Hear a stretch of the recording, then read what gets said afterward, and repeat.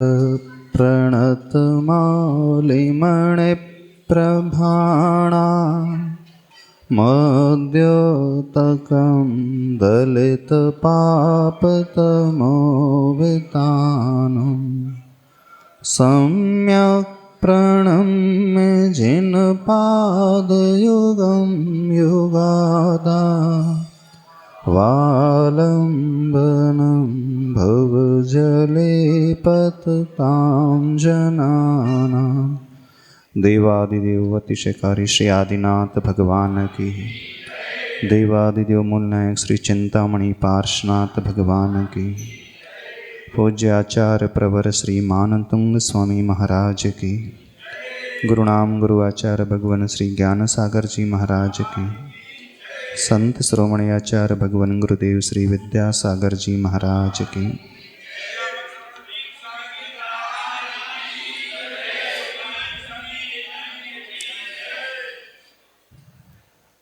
श्रावक के जीवन में जब जब परेशानियां आती हैं, कष्ट आते हैं, दुख आते हैं, ऐसा प्रतीत होने लगता है जिंदगी में कुछ बचा नहीं है।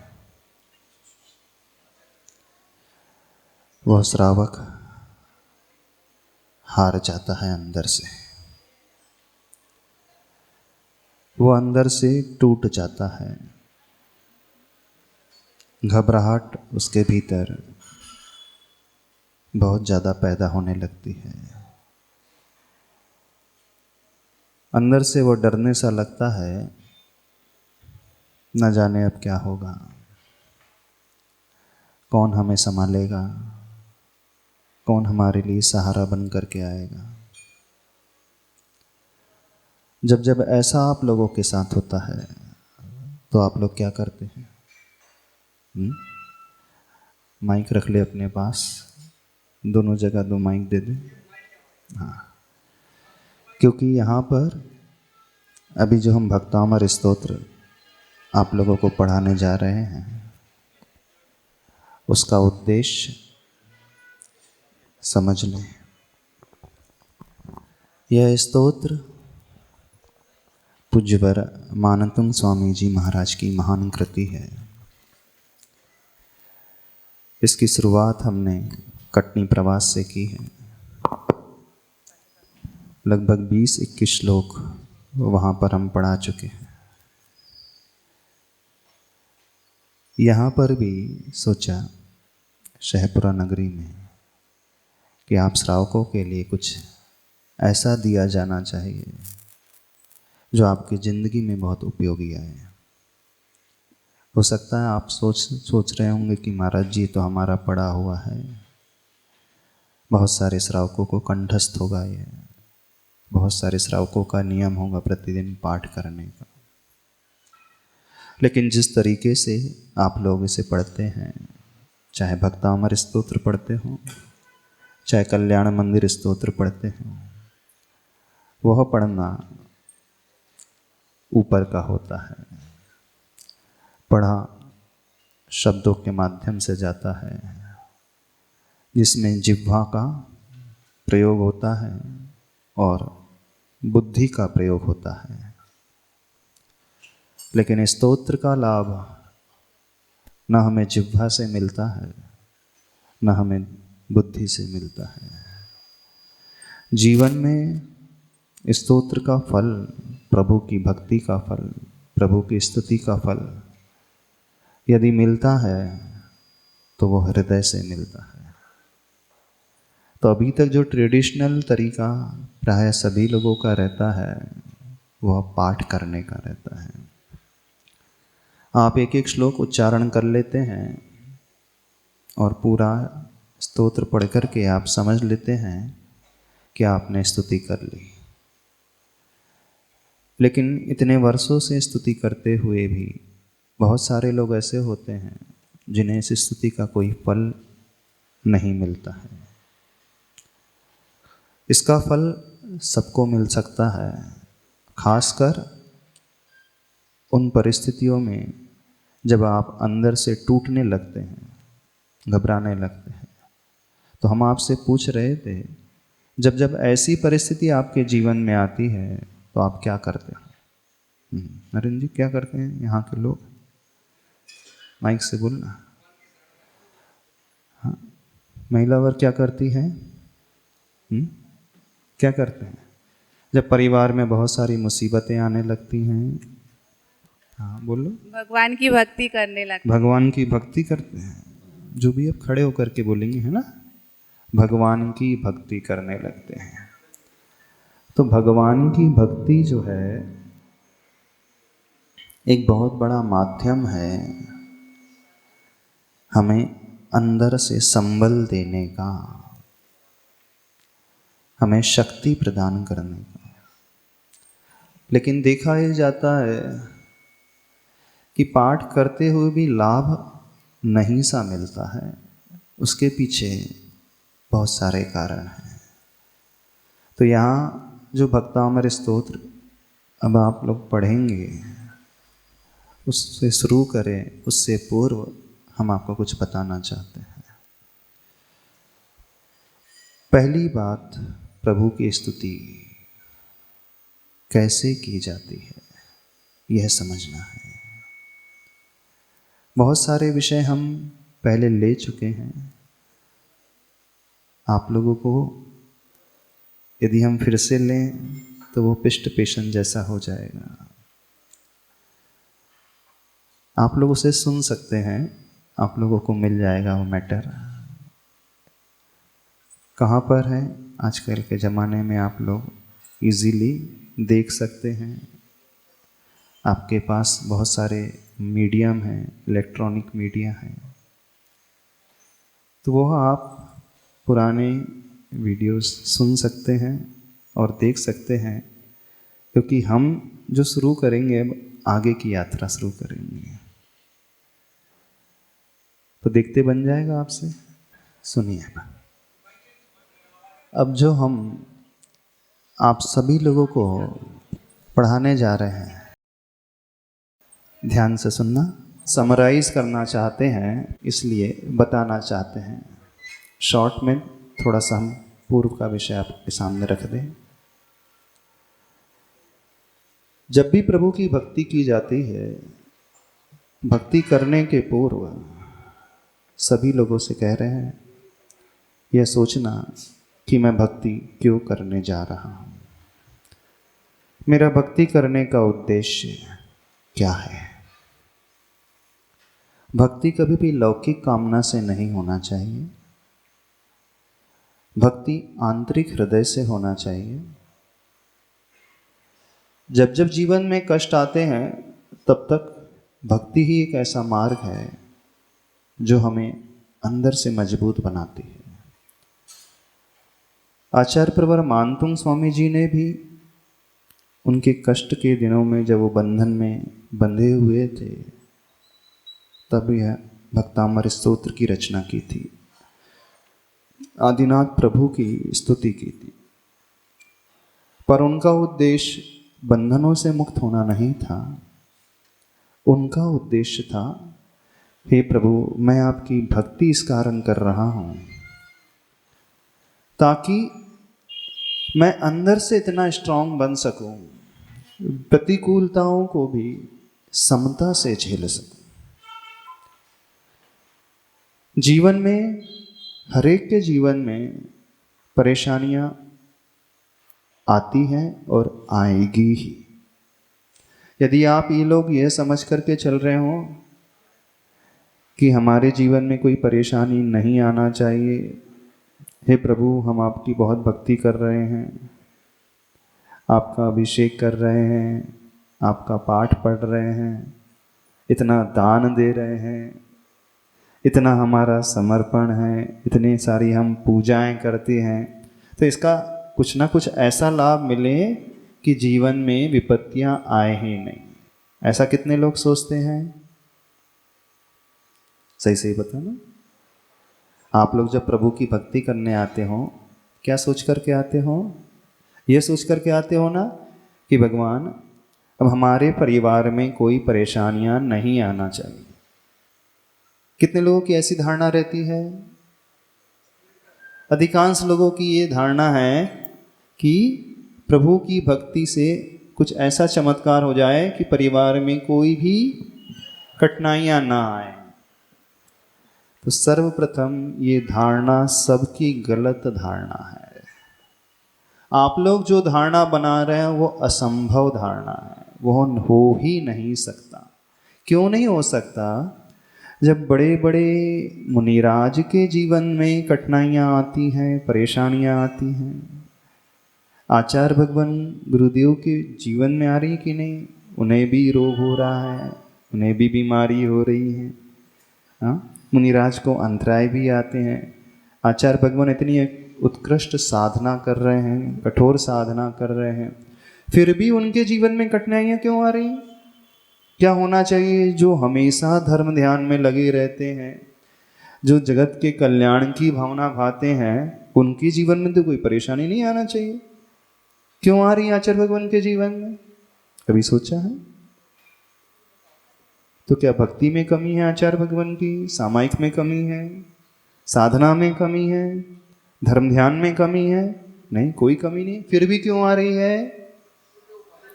पूर्व में जो हमने कर्म किया है, पूर्व में जिस जीव ने जो कर्म किया है, उस कर्म का उदय तो अवश्यंभावी वो आएगा ही। अरे आचार्य परमेष्टि को छोड़ो, जिन पार्श्वनाथ भगवान की आप रोज पूजा करते हो, उनके जीवन में भी आए कि नहीं परेशानियां? वो तो साक्षात तीर्थंकर थे। तीर्थंकर के दर्शन से प्रभु के समो शरण में जाकर के रोग कष्ट विघ्न बाधाएं दूर हो जाती हैं। हो जाती है कि नहीं? अब उन्हीं को परेशानी आ रही है। तो क्या पार्श्वनाथ भगवान की साधना में कुछ गड़बड़ी थी? आदिनाथ भगवान को भी इतना अंतराय कर्म का उदय आया, आहार नहीं मिला, तो क्या उनका जो तपस्चरण था कुछ कम था, कमजोर था? नहीं।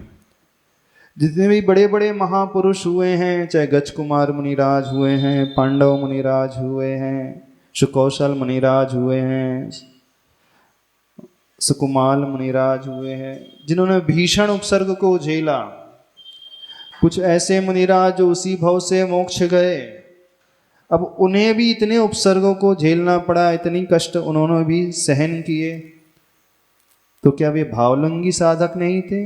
भावलिंगी साधक थे। तो समझना इस बात को, यदि हम ये भावना लेकर के भगवान की भक्ति कर रहे हैं, हे प्रभु आपकी भक्ति के प्रताप से मेरे जीवन में कोई समस्या न आए, मुझे ऐसा कर दो, तो ये गलत भावना भाई जा रही है। कभी भी प्रभु की भक्ति से, प्रभु की पूजा से ऐसा नहीं होगा कि जीवन एकदम पूरा का पूरा स्ट्रेट हाईवे की भांति हो जाए। कोई भी यात्रा की जाती है, जब जर्नी की जाती है तो रोड के द्वारा की जाती है। तो ऐसी रोडें होती हैं, रोड होती हैं कि एकदम 180 डिग्री सीधी चलने वाली, उस रोड में कोई मोड़ ना हो, होती कोई टर्न ना हो, नहीं होती। ऐसा होता है कि इस रोड में कोई ट्रैफिक ना हो, अन्य गाड़ी ही ना चले, सिर्फ आपकी गाड़ी चले, नहीं होता। ऐसा भी होता है कि रोड एकदम बहुत स्मूथ मिले, अच्छी ही मिले, कई गड्ढे मिलते हैं। ऐसा होता है कि रोड में कोई चढ़ाव ना हो, नहीं होता, चढ़ाव भी मिलेंगे। उतार ना हो, उतार भी मिलेंगे। घाटियां ना हो, ऐसा हो सकता है। यहाँ से 20 किलोमीटर की भी यात्रा करना हो तो उस 20 किलोमीटर की जर्नी में कितने उतार चढ़ाव, कितनी घाटियाँ, कितना ट्रैफिक, कितनी रोड की परेशानी।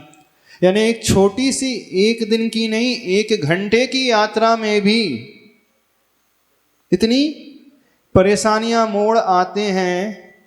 तो अपने जीवन भर की यात्रा है, तो ये अपेक्षा यदि हम कर रहे हैं, आप कर रहे हैं कि मेरी जीवन की यात्रा एक स्ट्रेट हाईवे की भांति हो, तो ये गलत अपेक्षा है। जो हो नहीं सकता वो अपेक्षा अधिकांश लोग प्रभु के पास आकर के करते हैं, और ये गलत अपेक्षा है, गलत धारणा है। तो सर्वप्रथम अपनी धारणा सुधारो।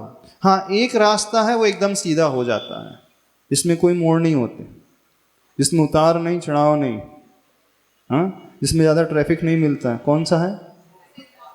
हवा वाला या हवाई जहाज वाली यात्रा, हाँ, उसमें कोई नहीं होता ना। लेकिन याद रखो, एक छोटा सा पक्षी आ जाए तो पूरा का पूरा प्लेन जो है क्रैश हो जाता है। लैंडिंग कर रहा हो प्लेन, थोड़ा सा टायर इधर उधर हो जाए, हवाई पट्टी थोड़ी सी इधर उधर हो जाए तो इंजन में आग लग सकती है। टेक ऑफ कर रहा है तो भी कुछ गड़बड़ी हो सकती। साइकिल में यात्रा कर रहे हो, स्कूटर में यात्रा कर रहे हो, यदि कुछ एक्सीडेंट भी होगा तो हाथ पैर ही टूटेंगे, संभावना मरने की कम रहती है। और ऊपर से गिरेंगे तो न तिया न तेरई, न अर्थी न खारी, कुछ नहीं। किसी को कोई कष्ट भी नहीं उठाना पड़ेगा। क्यों? क्योंकि बॉडी ही नहीं मिलने वाली। हाँ, लगता ऐसा है जो हवाई यात्रा होती है उसमें कोई मोड़ नहीं होते हैं, लेकिन उसमें खतरे भी उतने अधिक होते हैं। इस बात को समझना। तो जीवन जो होता है कभी भी सीधा, सच्चा, सरल, अनुकूलता वाला होता ही नहीं। चाहे बड़ा व्यक्ति हो, चाहे वो छोटा व्यक्ति हो। ये नहीं समझना कि हम छोटे हैं, हम मिडिल क्लास फैमिली को बिलोंग करते हैं तो हमारे जीवन में परेशानियां आ रही हैं, जो बड़े होते हैं उनके जीवन में नहीं आती। बिल्कुल ऐसा नहीं। नीचे से लेकर ऊपर तक हर व्यक्ति को परेशानियां, कष्ट आते ही हैं। जितनी बड़ी ढोल होती है ना, उतनी ही बड़ी पोल होती है। बड़े लोगों के कष्ट बड़े होते हैं। अब प्राइम मिनिस्टर का टेंशन उस लेवल का ही होगा, मुकेश अंबानी का टेंशन जो होगा उस लेवल का होगा, और जो मूंगफली का ठेला लगा रहा है उसका नुकसान कितना होगा।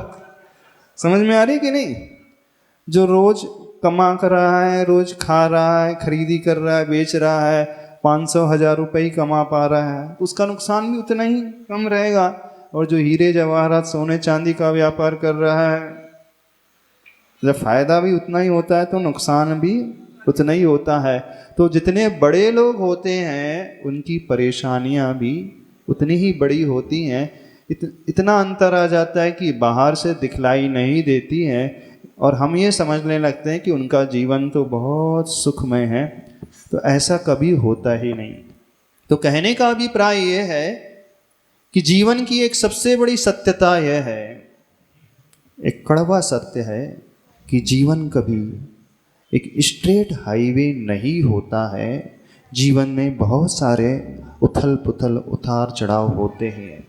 तो हम प्रभु की जब भक्ति करें तो कभी भी प्रभु से ये याचना नहीं करना, ये भावना नहीं माना है भगवान मेरे जीवन में, मेरे परिवार में कोई आपत्ति ही ना आए।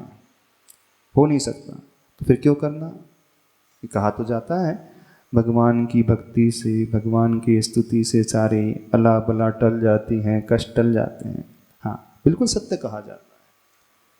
तो भगवान की भक्ति से क्या होता है? सबसे बड़ा जो लाभ होता है, हमारी परेशानियां कम नहीं होंगी, बल्कि हम इतने मजबूत हो जाएंगे कि वो परेशानियां अपने आप बौना साबित हो जाएंगी। इस बात को समझें। प्रभु की स्थिति व्यक्ति को अंदर से इतना पावरफुल बना देती है, इतना स्ट्रांग बना देती है कि वह परेशानियां, कठिनाइयां आए भी तो वो कोई ज़्यादा मायने नहीं रखती है। जब पानी बहता है तेज बहाव से तो छोटे मोटे वृक्ष जो हैं वो खड़ करके बह जाते हैं, लेकिन जिस वृक्ष की जड़ें गहरी होती हैं उसे कोई फर्क नहीं पड़ता है। चाहे बारिश तेज हो, चाहे आंधी आ जाए, तो तूफान आ जाए, फिर भी वह वृक्ष मजबूती से खड़ा रहता है। तो भक्ति हमें क्या देती है? भक्ति हमें हमारी जड़ों को गहरा बनाना सिखाती है। हमारे भीतर गहराई लेकर के आएगी भक्ति। और जिस वृक्ष की जड़ें जितनी गहरी होंगी, उस वृक्ष की ऊंचाई भी उतनी अधिक होगी। तो भक्ति हमें अंदर से गहराई प्रदान करेगी और ऊपर से ऊंचाइयां प्रदान करेगी। अब वृक्ष की ऊंचाइयां भी हैं, इसकी जड़ें भी गहरी हैं, तो उसका जो घनत्व है फूल पत्ती फलों वाला, वह उतना ही भरा पूरा रहेगा। यानी वह वृक्ष बाहर से पूरा फला हुआ रहेगा, फलों से लदा हुआ रहेगा। तो भक्ति प्रभु की क्या देती है? हमें अंदर से भी वह शक्ति दे देती है और बाहर से भी वह संपूर्ण व्यवस्था अपने आप मिलते चले जाती है। अब वह परेशानी कुछ भी क्यों ना हो, तो वो उस ऊंचे वृक्ष के आगे, मजबूत वृक्ष के आगे वो परेशानी कोई मायना ही नहीं रखेगी। ये प्रभु भक्ति का लाभ होता है। तो प्रभु की भक्ति करते समय अब ये भावना कोई भी ना भाए, हे प्रभु मेरे जीवन में कष्ट ना आए। क्या भावना माना, हे प्रभु कष्ट आए मुझे उसकी चिंता नहीं है, तू मुझे इतना मजबूत बना देना कि हर कष्ट मुझे एक छोटे से कांटे के रूप में नजर आए, और कांटा छोटा सा आएगा, लग भी जाएगा तो कोई चिंता नहीं, निकल जाएगा। हाँ थोड़ा सा कष्ट देगा, लेकिन वह घाव जानलेवा साबित नहीं होगा, वह तो ठीक होने वाला होगा। ये धारणा लेकर के भक्ति करोगे तो आपको लाभ होगा। अधिकांश लोगों की धारणा ही गलत रहती है कि प्रभु भक्ति में हम सब बहुत अलग ही जीवन जिएंगे, ऐसा करेंगे वैसा करेंगे। हे प्रभु हम आपकी भक्ति कर रहे हैं तो हमें छप्पर फाड़ करके मिल जाएगा, हम भक्ति कर रहे हैं तो हमारा शरीर में जो ऐसा हो जाएगा जिसमें कोई रोग ही नहीं होंगे, भक्ति कर रहे हैं तो बच्चे अच्छे बने रहेंगे, आज्ञाकारी बने रहेंगे, सेवा भावी बने रहेंगे, दुकान चलती रहेगी। सब गलत अपेक्षाएं। पहले अपनी अपेक्षाओं को संभालने की कोशिश करो, सुधारने की कोशिश करो। तो भक्ति क्यों करना, इस बात को समझना। तो इस बात को हमने बहुत अच्छे से 1-2 घंटे तक समझाया है, वो आप सुन लेना। दूसरा पॉइंट आएगा, भक्ति कैसे करना। तो भक्ति द्रव्य से भी होती है, भावों से भी होती है। शब्दों वाली भक्ति द्रव्य की है, वो बुद्धि की भक्ति है, वो ज्ञान की भक्ति है। लेकिन जो कार्यकारी भक्ति होती है वो हृदय की भक्ति होती है। तो एक पॉइंट आएगा भक्ति अंतरंग से, वो भी आप सुन सकते हैं। फिर एक अगला पॉइंट आएगा, भक्ति कहते किसे हैं, भक्ति की परिभाषा क्या है। क्योंकि जब भक्तामर स्तोत्र हम पढ़ा रहे थे 8-10 दिन तो हम सिर्फ इसी भूमिका को बनाते रहे। पढ़ना महत्वपूर्ण नहीं होता है, भूमिका को समझना महत्वपूर्ण होता है। इस बात को सभी लोग अच्छे से जानेंगे। क्योंकि जब तक हमें लॉजिक पता नहीं चलेगा, जब तक हमें क्रिया पता नहीं चलेगी, ज़्यादा लाभ नहीं होगा। तो भक्ति किसे कहते हैं? बताओ, गुणगान करना। हाँ, कौन हमें बताएगा भक्ति किसे कहते? भावों को, माइक से बोलो, माइक से आवाज आ जाएगी।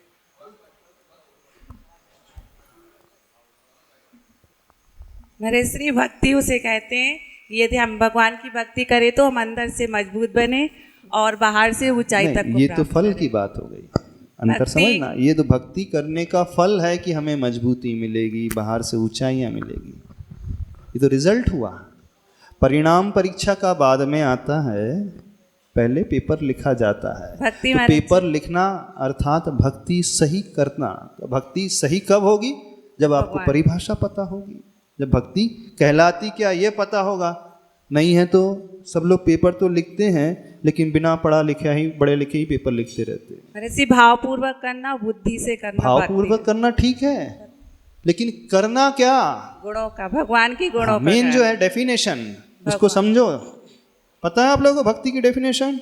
भगवान के गुणों। रोज भक्ति करते हो ना? रोज क्या पढ़ते हो? कल्याण मंदिर का पाठ करते हो? भक्तामर का पाठ पढ़ते हो? भगवान की भक्ति में भगवान के गुणों का अनुवाद करना और वैसा प्रयास करना कि वे गुण हमारे अंदर भी आ जाएं, इसलिए भगवान की भक्ति। आप बताओगे? अपने आराध्य के प्रति अपना जो श्रद्धा उसके व्यक्त करने का नाम भक्ति है। सुनो, हम बता देते हैं। पहली बात, महाराज जी, हाँ, अपने भावों की अभिव्यक्ति करना, अपने भावों को व्यक्त करना भक्ति अपने कहलाती है। भावों को व्यक्त करना। ये तो भावों की अभिव्यक्ति तो बुद्धि से हो जाएगी। नहीं महाराज जी, भक्ति जो जितना ज्यादा ज्ञान प्राप्त कर लेगा वो भी अभिव्यक्ति अच्छे से कर लेगा। जो अच्छा वक्ता होगा, जो मन संचालन करना जानता है, क्यों नरेंद्र जी, जो अच्छा वक्ता होगा वो अच्छे से अपने भावों की अभिव्यक्ति कर देगा। यहाँ कितने सारे वक्ता हैं? बहुत सारे हैं। तो जो जितना ज्ञानी होगा, जितना जानकार होगा, जितना बोलना समझता होगा, जिससे जितनी कविताएं आती होंगी, शेरो शायरी आती होंगी, मुक्तक आते होंगे, गाना गाना आता होगा, भजन गाना आता होगा, वो और अच्छे से कर लेगा ऐसा। और जो बेचारा कुछ बोलना नहीं जानता होगा, तो जिसके शब्द ही नहीं निकलते होंगे, तो जिसको इतना ज्ञान ही नहीं, जिसे इतनी बुद्धि ही नहीं है कि क्या शब्द बोलना चाहिए, तो उसकी भक्ति नहीं होगी क्या? समझो इस बात को। हाँ बोलिए। पहले हम भगवान के भक्त कैसे बने, हमें ये सोचना चाहिए। जब भक्त बन जाएंगे इसके बाद हम भक्ति वही भगवान तो की पूछ रहे करेंगे। हैं, भक्त बनने का तरीका है। यानी भक्ति इसलिए कहलाती कि भक्त तो पहले देखो, हम आप दुकान करते हो ना, तो आपको पता तो होगा नहीं कौन सा माल कहाँ से लाना है, कहाँ बेचना है, कौन ग्राहक रहते हैं, कितने का आता है, कौन सी मंडी है। जब यही ABCD नहीं पता है तो अब शटर खोल करके बैठ जाओगे तो नहीं होगा ना व्यापार। व्यापार कब होता है? एटलीस्ट ये नॉलेज तो होना चाहिए हमें करना क्या है। परिभाषा अच्छा हम बता दें, हम ही बता दें। हाँ सुनो, भाव भक्ति जो कहलाती है वो भाव शुद्धि युक्त अनुराग पूज्य पुरुषों में होना। भक्ति का अर्थ होता है अनुराग होना, प्रभु से लगाव हो जाना। लेकिन कैसा लगाव? भावों की विशुद्धि से सहित। राग दो प्रकार का होता है। एक राग संसार में भटकाने वाला जो मोह कहलाता है, वहाँ भी राग है। माँ का राग है बेटे से, पति का राग है पत्नी से, पत्नी का राग है पति से, बेटे का राग है माता पिता से, दादा दादी से, वो भी राग है। आपका राग है दुकान से, मकान से, सबका। लेकिन वह राग जो है वो अप्रशस्त राग, भटकाने वाला, संसार में घुमाने वाला, कष्ट देने वाला। लेकिन भक्ति में भी राग है, लेकिन भावों की विशुद्धि से युक्त पूज्य पुरुषों में अनुराग हो, उसका नाम भक्ति है। यानी जिन प्रभु की आप पूजा कर रहे हो, जिन आदिनाथ भगवान की भक्ति कर रहे हैं, उन आदिनाथ भगवान को अंतरंग से जब तक चाहेंगे नहीं, अंतरंग से उन्हें अपना स्वीकारेंगे नहीं, अंतरंग से उनसे जुड़ेंगे नहीं, अंतरंग से उन्हें अपना मानेंगे नहीं, तब तक वो भक्ति हो ही नहीं सकती है। अच्छा, बेटे से राग कैसे हो जाता है? कौन सिखाता है आपको बेटे से राग करना? बताओ, कौन सिखाता? कोई सिखाता है ना राग करना? जब जब राग बेटे से हो जाता है तो आप उसकी चिंता दिन रात करते हो, है ना। पति का राग पत्नी से हो जाता है तो उसी के ख्यालों में वो डूबा रहता है, नहीं डूबा रहता। पत्नी का राग हो जाता है, किसी फ्रेंड का राग किसी से हो जाता है तो उसी की वो चिंता करता है, उसी के बारे में सोचता है, उसी से बातें करता है ना। वो भी राग है कि नहीं? राग है। पर वह राग जो है नीचे ले जाने वाला। पर किसी के बारे में सोचना, उसकी कल्पना करना, उसी इनके ख्यालों में डूबे रहना, उसका मूल कारण राग है। तो जैसा संसार के विषय में राग होता है, वैसा ही धर्म के विषय में राग हो जाए तो उसका नाम है भक्ति। यानी भक्ति में राग छुड़ाया नहीं जा रहा है, यहाँ तो राग करना सिखाया जा रहा है। लेकिन किससे? पूज्य पुरुषों में अनुराग होना चाहिए। लेकिन अनुराग कैसा? भावों की विशुद्धि। यानी वह राग शरीर का नहीं, वह राग जो होगा गुणों का राग होगा। वो चाह जो होगी गुणों की चाह होगी। तो आप आदिनाथ भगवान को चाहोगे तो उनके गुणों को भी चाहोगे। यानी आदिनाथ भगवान को देखते ही अंदर से मन प्रफुल्लित हो उठे, अंदर ही अंदर गदगदपन का भाव हो जाए, तो ये भक्ति कहलाती है। थोड़ा सा शॉर्ट में बता रहे हैं। फिर अगला स्टेप कौन सा आएगा? भक्ति किस प्रकार से की जाती है, कैसे की जाती है भक्ति? पढ़ने से नहीं। तो भक्ति करने के पूर्व जो होना चाहिए वो बात समझे। यानी जब हम भक्ति कर रहे हैं, राग तो हो गया लेकिन उसका तरीका भी है। तो जैसे सम्यक दर्शन के 8 अंग होते हैं, ऐसे ही सम्यक ज्ञान के भी 8 अंग होते हैं। यानी सही उच्चारण करना आना चाहिए, सही उसका अर्थ निकालते हुए आना चाहिए, और सही उच्चारण प्लस सही भावार्थ दोनों, शब्दाचार, अर्थाचार, उभयाचार, विनयाचार, विनय का भाव होना चाहिए, बहुमानाचार, बहुमान होना चाहिए। किसके प्रति?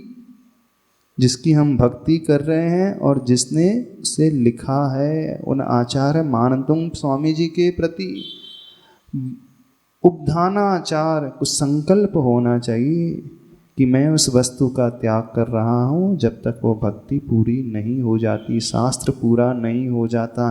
कालाचार सही समय पर होना चाहिए, समय का उल्लंघन नहीं होना चाहिए, लेट लतीफ़ी नहीं होना चाहिए। यदि काल का उल्लंघन कर रहे हैं हम तो समझना हमारे मन में बहुमान नहीं है प्रभु के प्रति, हमारे मन में बहुमान नहीं है गुरु के प्रति। इस बात को समझना। सारा खेल जो है बहुमान का है, पढ़ने का कुछ नहीं होता है। यदि बहुमान भीतर से प्रकट हो गया तो लाभ होगा, अन्यथा लाभ नहीं होगा। आपके मन में बहुमान है? नहीं है बहुमान? बहुमान जिसके मन में अंदर से बहुमान होता है वो काल का कभी उल्लंघन नहीं करता, इस बात को समझना। और सबसे ज़्यादा उल्लंघन जो होता है धर्म के क्षेत्र में होता है। बच्चों को स्कूल कितनी देर से भेजते हो? 7:30 की स्कूल है तो 8 बजे भेजते हो, 7:40 पे भेज देते हो। 7:30 की स्कूल है तो 7:25 पे 5 मिनट पहले भेजे। पिक्चर देखना जाते हो तो 3 से 6 का शो है तो 3:30 बजे जाते हो, आधे घंटे पहले पहुंचा। हाँ देखना, ट्रेन में सफ़र करना तो 15 मिनट लेट, आधे घंटे। जो भी संसार के कार्य होते हैं वहाँ पे काल का ध्यान रखते हैं, टाइम की पंक्चुअलिटी होती है। धर्म के कार्य में भगवान तो बैठे ही हैं, कभी भी हम चले जाएं, है ना। जब घंटी बज रही है, अब अभिषेक हो गया है, अब शांति धारा का अंतिम श्लोक चल रहा है, तब जाकर के हम ढोर देंगे कलश। रुको रुको रुको, हम आ गए। तो आपको लाभ नहीं होगा। क्यों? आप भगवान को इंतजार करा रहे हैं। मैं धोती पहन करके आ रहा हूँ, रुको ना, वेट करना। हाँ, अब क्लास लग रही है, कभी भी चलो, महाराज जी तो बैठे ही है, हमें अटेंड करना है कभी भी। प्रश्न समय का नहीं है, इस बात को समझना।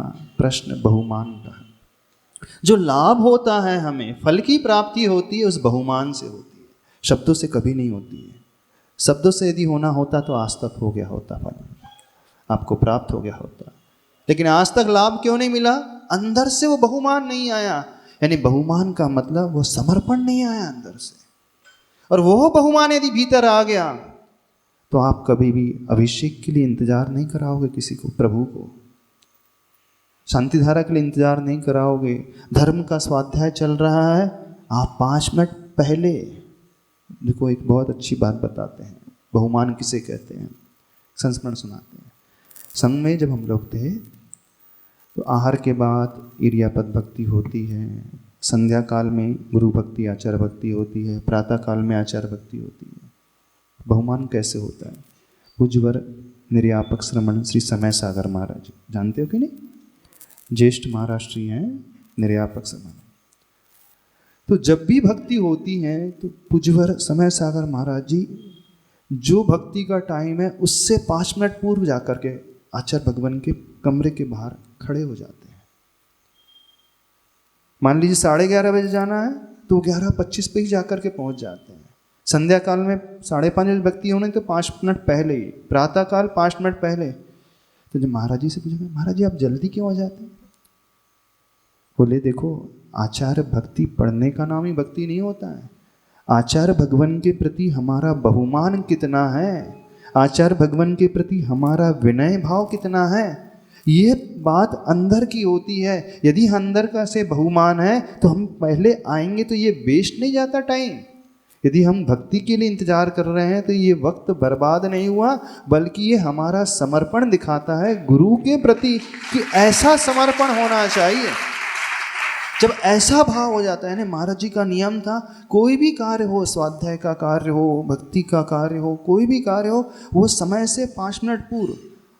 और ये नहीं सोचते कि हमारा टाइम वेस्ट हो रहा है, हम तो बाहर इंतजार कर रहे हैं। बोले टाइम वेस्ट नहीं, ये हमारे अंदर की भावना बताती है कि हम कितने जुड़े हैं उस स्वाध्याय से, कितना बहुमान उस स्वाध्याय के प्रति, शास्त्र के प्रति, गुरु के प्रति, आचार्य भगवान के प्रति है। तो ये बहुमान जो है विकास करता है। और ये बहुमान नहीं है हम 5 मिनट बाद आकर के बैठ जाएंगे, क्या जाता है? आप कर तो लोगे अटेंड, लेकिन एक वो स्टूडेंट होता है जो 100 में से 100 मार्क्स लाता है, और एक वो स्टूडेंट होता है जो 35% लाता है, 33%, बल्कि ग्रेस से पास हो जाता है। तो आप लोग कैसे हो? प्रमोटेड हो? प्रमोटेड बनना चाहते हो? हाँ, ग्रेस लेकर के पास होना चाहते कि पासिंग मार्क्स? अब देखना, संसार के हर क्षेत्र में आपको 100%, घर चाहिए तो A1, कार चाहिए तो A1, कपड़े चाहिए तो फर्स्ट क्लास, ज्वेलरी चाहिए तो फर्स्ट क्लास, फैसिलिटी चाहिए तो सबसे बढ़िया, और धर्म के क्षेत्र में अब आ जाएंगे, क्या जाता है, पास तो हो ही जाएंगे। अंतर समझना दोनों के बीच में। यानी सांसारिक क्षेत्र में वो कितना बहुमान अपनी दुकान में देता है। अच्छा, दुकान कितने बजे खुलती है? 10 बजे। तो कितने लोग 10:30 बजे पहुंचते हैं? बोले आज 10:30 पे चले, कभी 10:15 पे चले, कभी 11 पे चले, ऐसा होता है। 5 मिनट पहले पहुंच जाते हैं। यानी कितना बहुमान आपका दुकान के प्रति होता है। बंद भी करना है तो लेट तो चल जाएगी, पहले नहीं करोगे। खोलना है तो लेट नहीं, पहले खोल लोगे। जब पैसे की बात आती है तो कितना अंतरंग से लगाव रहता है। तो जैसा बहुमान आपका पैसे के प्रति है, पिक्चर के प्रति है ना, निकल ना जाए, छूट ना जाए, भी 200 रुपये खर्च कर रहे हैं, 300 रुपये की टिकट ली है, ऐसा थोड़ी है। तो उतने कंपैरिजन में यदि हम कर देखें तो उतना ही बहुमान धर्म के क्षेत्र में किस किस का है? बताओ, बताना। भक्ति में है, प्रभु के प्रति, गुरु के प्रति है बहुमान? नहीं है ना, कभी सिद्धि नहीं होगी। ध्यान से सुनना, बात 5 मिनट पहले की नहीं है, बात 5 मिनट लेट की है ही नहीं, बात जो है उस बहुमान की है, उस समर्पण की। यदि आप चाहते हैं कि भक्ति का फल आपको प्राप्त हो, सर्वप्रथम इस बात को ध्यान सभी लोग रखें, हम बहुमान करना सीखें। जितना जो व्यक्ति बहुमान करेगा वो उतना ही ऊपर उठता चले जाएगा, बहुत ऊपर उठ जाएगा, बहुत जल्दी, और बहुत ऊंचाइयों को छुएगा, सब उसे प्राप्त होगा। और बिना बहुमान के करते चले जाओगे, वो मजबूरी में किया हुआ कार्य माना जाता है, वो औपचारिकता मानी जाती है, फॉर्मेलिटी मानी जाती है, और औपचारिकता कभी सिद्धि देने वाली नहीं होती है। तो इन क्रियाओं को पहले समझें। तो भक्तामर स्तोत्र आप पढ़ रहे हैं तो पहले आदिनाथ भगवान के प्रति वो बहुमान लेकर के आए, आचार्य मानतुंग स्वामी जी के प्रति वो बहुमान लेकर के आए, काल के प्रति वो बहुमान लेकर के आए। ला सकते हो आप लोग? यदि आपके भीतर ये बहुमान का भाव आ गया, ज्यादा समय इंतजार नहीं करेंगे, 6 महीने में आपको सिद्धि हो जाएगी, हम कह रहे हैं। जो आपके अंदर की आकांक्षा है 6 महीने में उसकी पूर्ति हो जाएगी, बिल्कुल मिल जाएगा जो आप सोच रहे हैं। अंदर से आप इतने मजबूत बन जाओगे, अंदर से इतनी प्राप्ति होगी, आप स्वयं आश्चर्यचकित रह जाओगे, आज तक जो हमें नहीं मिला एकदम से कैसे मिल गया। पढ़ने से ज़्यादा लाभ नहीं होता, इस बात को समझो, क्योंकि हमने सबको देखा है, सब पूजा करते हैं, स्वाहा उदक चंदन स्वाहा, जलम निर्वाणी स्वाहा, संसार ताप नाशनाय चंदनम निर्पामति स्वाहा। एक पूजा हो गई, दूसरी शुरू करो, तीसरी हो गई, चौथी हो गई, 5 तो 5 हो गई, अष्टांगिका चल रहा है, 5 पूजा हो गई हमारी, है ना। पर्युषण पर्व चल रहे हैं, 6 पूजा हो गई, 10 लक्षण हो गई है, देवगुरु शास्त्र की हो गई है, मूलनायक भगवान की हो गई है, 16 कारण की हो गई है, और रत्नत्रय की भी हो गई है, और कौन सी, पंचमेरु की भी हो गई, 6 हो गई है। वो गजब की हो गई। बहुत बड़ा उपकार कर दिया आपने भगवान के ऊपर, एहसान कर दिया भगवान के ऊपर, 6 पूजा करके कर दिया ना एहसान, नहीं किया? आप 1 घंटे यहाँ पे दे रहे हो, यहाँ अटेंड कर रहे हो, तो हमारे ऊपर तो एहसान कर रहे होंगे कि नहीं? नहीं कर रहे। हमसे पूछ तो लें आप लोगों से, आप सवेरे से क्लास में आ रहे हैं, ये बच्चे आ रहे हैं, बच्चियाँ आ रही, एहसान कर रहे होंगे हमारे ऊपर। किसके ऊपर एहसान कर रहे हैं? हाँ, ये भाव नहीं आना चाहिए। बहुमान लाना सीखो। और एक बार आपने बहुमान की प्रवृत्ति अपने भीतर पैदा करनी सीख ली, गजब का आनंद आएगा, गजब का आनंद आएगा। आप जो भी क्रिया करोगे, भले ही थोड़ी करोगे, लेकिन आपको आनंद मिलेगा उसमें। लगेगा कि हम कुछ कर रहे हैं। अभी तो जो होता है नाम मात्र का है, बाहर बाहर का है, औपचारिकताओं का निर्वाह होता है, उसके अलावा कुछ भी नहीं होता है। समझ में आ रहा है? नहीं समझ में आ रहा? तो बहुमान होना चाहिए, वह बहुमान और कालाचार। देवगुरु शास्त्र को इंतजार कराओगे? कितने लोग इंतजार कराएंगे? तो जीवन में इंतजार करना पड़ेगा जब आवश्यकता होगी आपको। वस्तु याद रखना, यदि हम प्रभु को इंतजार करा रहे हैं अभिषेक के लिए, यदि हम गुरु को इंतजार करा रहे हैं अपने कार्य के कारण, तो समझना जब जब जीवन में आवश्यकता होगी आपको मिलेगी ही नहीं। क्यों नहीं मिलेगी? क्योंकि आपने 3 लोक के नाथ को इंतजार करा लिया। इंतजार किसे कराया जाता है? जो अपने से छोटा होता है, जो नौकर होता है ना, बाहर खड़े करा, जब मैं आ जाऊंगा तब आना, है ना। अपने से बड़े व्यक्ति को इंतजार किया, मान लीजिए कोई सेठ आ रहा है, नरेंद्र मोदी आ रहे हैं, तो इंतजार कराओगे? अभी देखो, अभी मैं भोजन कर रहा हूँ, थोड़े से आधे घंटे बाद आऊँगा। कितने लोग कराएंगे? एमएलए को भी इंतजार कराओगे? अरे पार्षद को भी इंतजार कराओगे? सीएम पीएम तो छोड़ दो, एमएलए तो छोड़ दो, आप तो पार्षद को भी इंतजार नहीं करेंगे। पार्षद ने बोला है भाई 9 बजे आ जाना, तो आप 8:50 पे जा करके बैठ जाओगे पार्षद के पास। देखना ऐसी होगा कि नहीं, कि उसने 9 का टाइम दिया तो आप 9:15 बजे पहुँचोगे? नहीं होता। यानी एक छोटा सा पार्षद है वो आपके मोहल्ले का, उसे भी आप इंतजार नहीं कराते हैं, वक्त से पहले पहुंच जाते हैं।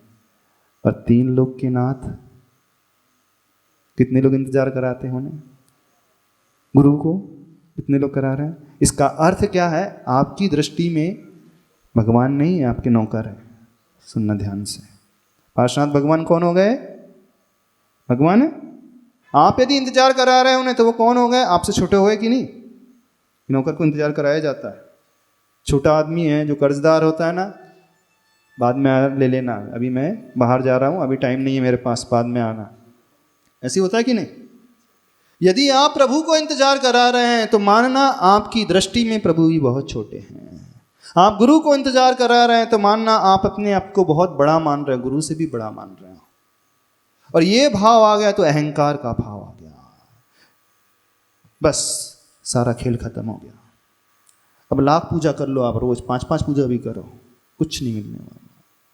खूब भगवान को अभी नहलाओ, खूब अभिषेक करो, खूब शांति धारा करो, कुछ नहीं प्राप्त होगा। खूब भक्तामर का पाठ कर लो, कल्याण मंदिर का पाठ कर लो, कुछ नहीं मिलने वाला।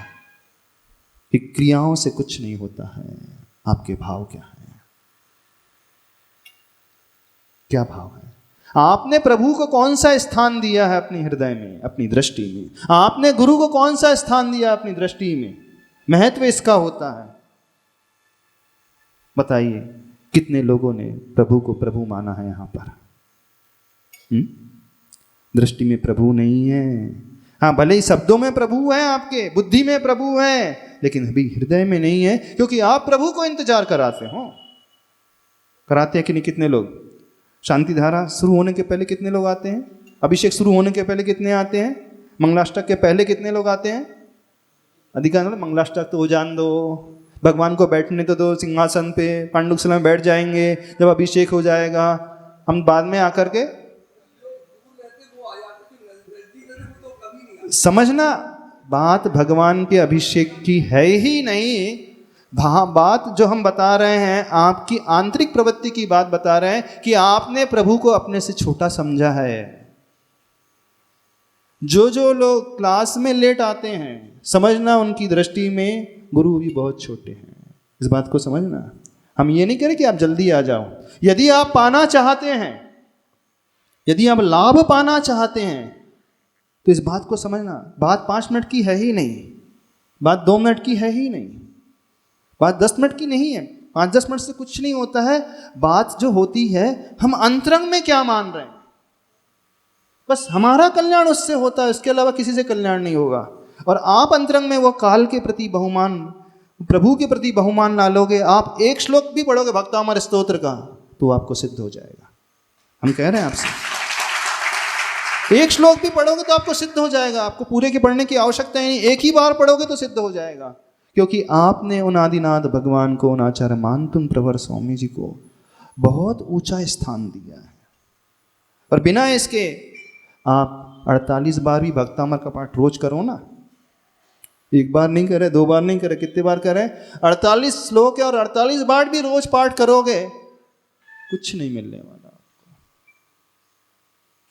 क्योंकि ये जो पढ़ा जा रहा है ये तोता रटंत है। तोता रटंत से सिद्धि कभी नहीं होती। अधिकांश लोग तोता रटंत वाली क्रिया अपना रहे हैं। बुरी लग रही होगी हमारी बात। अधिकांश लोग तोता रटंत वाली भक्ति कर रहे हैं। तोता रटंत वाली भक्ति बिल्कुल नहीं होना चाहिए। भक्ति तो अंतरंग की होना चाहिए, और वो भक्ति अंतरंग की तब आती है जब हम उस क्रिया के महत्व को समझते हैं, उन भावों को समझते हैं। तो भक्ति कैसी होना चाहिए, समझ में आ रहा है? नहीं समझ में आ रहा? बहुमान लाओ, कालाचार, बहुमानाचार। एक बात और आएगी बाद में, आप सुन लेना पूरी प्रीवियस वीडियोस। एक बात और उसके बाद सबसे महत्वपूर्ण बात, जिन प्रभु की, जिन गुरु की हम स्तुति कर रहे हैं, भक्ति कर रहे हैं, हम उनकी महिमा गाते हैं कि नहीं? उन्हें हम महिमावान मानते हैं कि नहीं? आप भगवान को सामान्य मानोगे तो सामान्य फल की प्राप्ति होगी। आप भगवान को बहुत महिमाशाली मानोगे, उन गुरु को बहुत महिमाशाली, आचार्य भगवान को बहुत महिमाशाली मानोगे, तो आपको उतना ही बड़ा फल मिलेगा। यानी स्तुति शुरू करने के पूर्व में प्रभु की महिमा गाना सीखो। भक्तामर स्तोत्र पढ़ने के पूर्व में स्तोत्र की महिमा गाना सीखो कि मैं सामान्य स्तोत्र पढ़ने नहीं जा रहा हूं, मैं दुनिया का सर्वश्रेष्ठ स्तोत्र पढ़ने जा रहा हूं। यानी जो हम पढ़ रहे हैं वो अल्टीमेट है, उससे बड़ा, उससे बढ़िया, उससे अच्छा कुछ है ही नहीं। जब तक हमारे मन में ये भाव नहीं आएगा कि मैं जो पढ़ रहा हूं वो सबसे उत्तम है, तब तक हमें उत्तम की प्राप्ति नहीं होगी। जो भी मिलेगा वो इन्फीरियर मिलेगा, हीन मिलेगा। आपकी दृष्टि में क्या है भक्तामर स्तोत्र की वैल्यू, आदिनाथ भगवान की वैल्यू और आचार्य मानतुम स्वामी जी की वैल्यू क्या है, बताना। शुरू करने के पूर्व में आप एक मिनट के लिए भी ये सोचते हैं, हे प्रभु मैं उस स्तोत्र को पढ़ रहा हूँ जिस स्तोत्र को पढ़ करके आचार्य मानतुम स्वामी जी के सारे बंधन टूट गए थे। मैं उस स्तुति को पढ़ रहा हूँ, महान आचार्य की स्तुति पढ़ रहा हूँ जिन्होंने इसे लिखा, तो चमत्कार प्रकट हो गया। ये भाव कभी आता है? कितने लोगों के हृदय में भाव आता है? नहीं आता। यानी हमने अभी तक महिमा ही नहीं समझी, हमने इसे सामान्य नहीं माना है। भले ही ये बहुत कीमती है, भले ही इनसे बड़े कोई नहीं है, बड़े होने मात्र से हमारा कल्याण नहीं होता। हम इन्हें बड़ा मानते हैं कि नहीं, इससे कल्याण होता है। इस बात को समझें। क्यों आचार्य भगवान के पास जाकर के आप लोगों की विशुद्धि बहुत बढ़ जाती है? क्यों? कारण पकड़ना। क्यों मन में हमेशा आकांक्षा बनी रहती है कि आचार्य भगवान को नवदा भक्ति पूर्वक हम आहार दान करा सके? क्यों आप ये सोचते हो कि आचार्य भगवान के चरण हमारे घर में पढ़ना ही चाहिए? क्यों? आचार्य भगवान की जितनी तीव्र भावना है उतनी अन्य के प्रति नहीं है ना? क्यों? क्योंकि आचार्य भगवान को आपने बहुत ऊंचा माना है। सुनना इस बात को, यानी उनके प्रति आपका मन बहुत ही अलग ही भाव रखता है। तो ये भाव जब भीतर पैदा होता है तो विशुद्धि कई गुना बढ़ जाती है। और जब सामान्य होते हैं, ठीक है बहुत सारे मुनि महाराज हैं, अब उनके प्रति हैं मुनि महाराज तो है, लेकिन सामान्य, वो विशुद्धि नहीं आएगी। यानी विशुद्धि कब पैदा होगी? जब अंतरंग में, हृदय में ये भाव है कि नहीं, ये जो आत्मा है दुनिया की सबसे महान आत्मा है। यानी हृदय में हमने ये स्वीकारा है, उनकी महिमा को स्वीकारा है। इस बात को समझना आप लोग। क्यों कुंडलपुर के बड़े बाबा के पास जाकर के विशुद्धि एकदम बढ़ने लगती है? क्योंकि आपने हृदय से क्या माना कि बड़े बाबा हैं, बस बहुत महान है। और वही आदिनाथ भगवान आपके मंदिर में भी हो तो भगवान में अंतर है। आदिनाथ भगवान कुंडलपुर में भी, आदिनाथ भगवान मंदिर में भी, लेकिन मंदिर की वेदी में बैठे हुए आदिनाथ भगवान को देख करके उनके दर्शन पूजन से वो विशुद्धि पैदा होती नहीं होती। लेकिन बड़े बाबा के पास जाते ही अलग ही विशुद्धि पैदा होने लगती है। क्यों? कारण आपने हृदय से स्वीकारा कि नहीं, ये अतिशय क्षेत्र, ये सिद्ध क्षेत्र, बड़े बाबा की चमत्कारी प्रतिमा है, अद्भुत प्रतिमा है, ऐसे कल्याण करने वाली है, ऐसी अतिशय को प्रकट करने वाली है। आचार्य भगवान भी इन्हें इतना ऊपर का मानते हैं, हृदय में स्थान दिया है। आचार्य भगवान के इष्ट परमात्मा है, इष्ट देव हैं, इष्ट प्रभु हैं। जब आचार्य भगवान इन्हें इतना अपना इष्ट मान रहे हैं तो हमारी भी हृदय में वो भावना अपने आप आने लगती है, वो विशुद्धि अपने आप बढ़ने लगती है। और रोज बेदी में आदिनाथ भगवान के दर्शन कर रहे हो फिर भी नहीं हो रही वो विशुद्धि, वहां जा करके कारण पहले महिमा समझो। आप भक्तामर स्तोत्र पढ़ रहे हो, महिमा समझो, छोटा मोटा स्तोत्र नहीं है। किसकी रचना है? आचार्य प्रवर मानतुंग स्वामी जी की। तो उनकी महिमा को गाना सीखे, फिर देखना भक्तामर स्तोत्र आपको आत्मसात हो जाएगा। फिर वो चमत्कार आपके जीवन में भी देखने में आने लगेंगे। जी, भक्तामर स्तोत्र के हर श्लोक के चमत्कार आप लोगों ने सुने होंगे। 6वां नंबर का श्लोक पढ़ो तो ज्ञान की वृद्धि हो जाती है। 45वां नंबर का श्लोक पढ़ो तो रोगों से मुक्ति मिल जाती है। 1 नंबर का श्लोक पढ़ो तो कष्ट दूर हो जाते हैं। हर श्लोक के साथ महिमा लिखी गई है, गाई गई है। एक एक श्लोक का ये चमत्कार, ये है परिणाम देखने में मिलता है। ये परिणाम हमारे जीवन में कब घटित होगा? ये परिणाम तब घटित होगा जब हम अंतरंग से इसकी महिमा को, तो कोई भी स्तुति कर रहे हो आप लोग, पहले महिमा समझो, गाओ महिमा, आदिनाथ प्रभु की महिमा। और ये कहो कि मैं छोटा मोटा कार्य करने नहीं जा रहा हूँ, दुनिया का सबसे महान कार्य करने जा रहा हूँ। मैं छोटे मोटे व्यक्ति की रचना नहीं पढ़ रहा हूँ, किसी पंडित की रचना को नहीं पढ़ रहा हूँ, दिगंबर आचार्य की रचना को पढ़ रहा हूँ। वो भी सामान्य आचार्य नहीं, जिन्होंने ऐसे अद्भुत चमत्कार को प्रकट कर दिया था, ऐसे मानतुंग स्वामी जी की रचना को मैं पढ़ने जा रहा हूँ। फिर देखना अंदर से वो विशुद्धि बढ़ते चले जाएगी। समझ में आ रहा है? नहीं समझ में आ रहा है? फिर उसके उच्चारण की एक विधि होती है। वसंतिल का छंद में लिखा हुआ है यह छंद, जिसके प्रत्येक चरण में 14-14 अक्षर होते हैं। जब हम पढ़ते हैं तो तीसरा जो चरण है उसको उठा करके पढ़ा जाता है, यानी सही शब्दाचार, सही भावार्थ, सही अर्थाचार, दोनों ही कालाचार, विनयाचार, बहुमानाचार, उपधानाचार और अनिन्नवाचार, नाम नहीं छिपाना। जिन गुरु की कृति है, जिनसे हमने सीखा है, जिनकी ये रचना है, उसके बाद ये है फिर पढ़ना शुरू करो। अब ये आपको फल देने वाला हो जाएगा। तो ये फल देने वाला हुआ तो फिर उसके बाद मंगलाचरण आ जाता है। प्रथम श्लोक ये तो पढ़ा होगा सभी ने, तो हम उसका उच्चारण करा देते हैं। उच्चारण सभी से बनता है।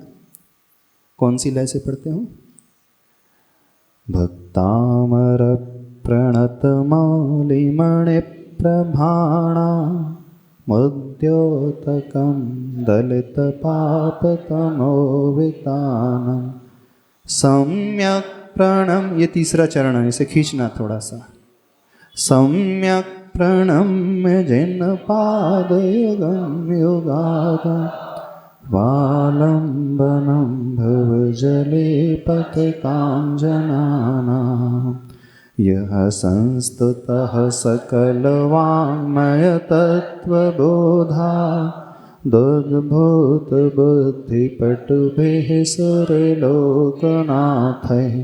स्तोत्रैर्जगत्कृतय चित्तहरैरुदारैः स्तोष्ये किलाहमपि तं प्रथमं जिने। प्रथम 2 श्लोक हैं। वैसे सामान्य से पुस्तक में अर्थ लिखा हुआ है, यह संकल्प लिया गया है। अब चाहे तो हर श्लोक के शब्दार्थ को लिख करके पढ़ करके बता सकते, 2 मिनट में ख़त्म हो जाएगा, बड़ी बात नहीं है। लेकिन जब हम भावों में डूबते हैं तो कुछ अलग ही भाव निकलता है। तो यहाँ जो भक्तामर पढ़ेंगे इसके मनोवैज्ञानिक पक्ष को लेकर के पढ़ेंगे, सामान्य तरीके से नहीं, ट्रेडिशनल तरीके से नहीं। इसके पीछे जो छिपा हुआ मनोविज्ञान है वो मनोविज्ञान कार्य करता है। क्योंकि इस भक्तामर के हर श्लोक को लेकर कई डॉक्टर्स ने बहुत सारे रिसर्च किए हैं। कैंसर पेशेंट के लिए रिसर्च किए हैं, टीबी के पेशेंट के लिए रिसर्च किए हैं, पैरालिटिक जो पेशेंट थे उनमें उन्होंने केस स्टडीज़ की हैं और उसका फल उन्होंने अद्भुत देखा है। जब डॉक्टर ने हाथ खड़े कर दिए थे तो भक्तामर के एक श्लोक के उच्चारण से बहुत ज़्यादा परिवर्तन उस पेशेंट में देखा गया। तो ऐसे बहुत सारे रिसर्च इस भक्तामर स्तोत्र के हुए हैं। तो ये सामान्य कृति नहीं है।